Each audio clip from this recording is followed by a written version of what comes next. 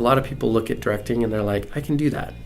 And that's good because that's the first step, right? Like that's what happened to me. Like I thought I saw it all and I said, I would be very interested in trying to figure out if I can do that. And when I made my first film, I wasn't sitting there going, I know I can do it. I'm like, I think I can do this, but we'll see. This will show me if I can do this or not, you know?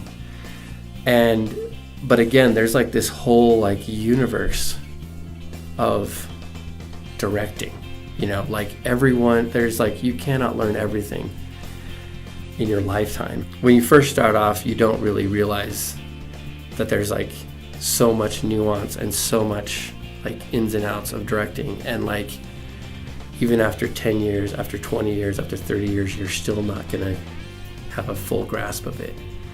And you just don't see that. You just think like, can I do it or can't I? And I think that there's definitely a sensibility that people need to have to do directing. I don't want to call it talent because I'm kind of in the camp of there really isn't anything called talent, but just hard work. But I think that some people, like, you know, like if you're gonna have like, if you're a nervous wreck, then try to don't direct, you know, like that's, you don't have the sensibility for that. Or if you don't care about minutia, you know, like I think there's definitely a certain personality type that needs to go into directing. But you also need to kind of be open to understanding that you just don't know everything, and you might never know, like after a lifetime, just you can learn this stuff for the rest of your life. And as long as you keep learning, you know, I feel like I honestly had probably 2 weeks ago the thought that I'm like, maybe now I think I understand directing. Like I'm just barely like starting to see the corner of it, of like what it can really be. And, you know, I've been doing it for 10 years, but, you know, the more I study it, the more I work at it, I'm just like, instead of feeling like I know more, I just realize that I know less. That's what I'm learning, is I know less, and I'm just trying to get through it and understand it.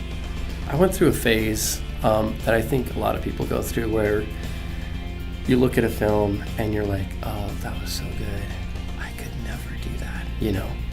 And it used to bother me when I would watch movies and I would like I could see the director doing things that I would just I know that I would never think of.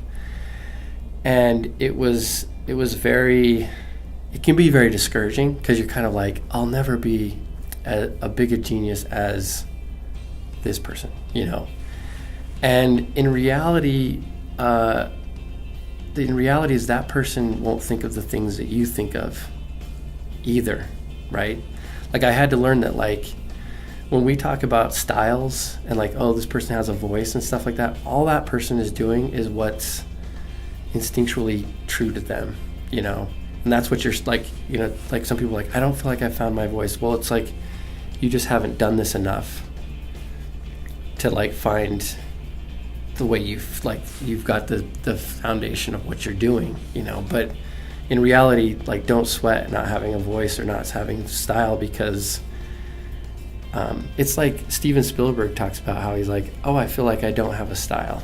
Like I'm a kind of a chameleon. I can kind of do other things, and I'm envious of people with really strong styles. And where the rest of the world's going, there's a very strong Spielberg style, you know?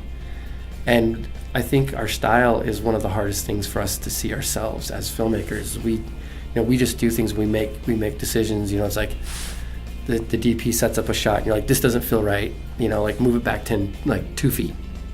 And then it feels right. And it's like, where did that come from? Is it going to change the story? No, but you're feeling like there's something inside you that's like, okay, this is good, this is good, this is good, this isn't working. You pay your attention to it, and that's what your style and your instinct is.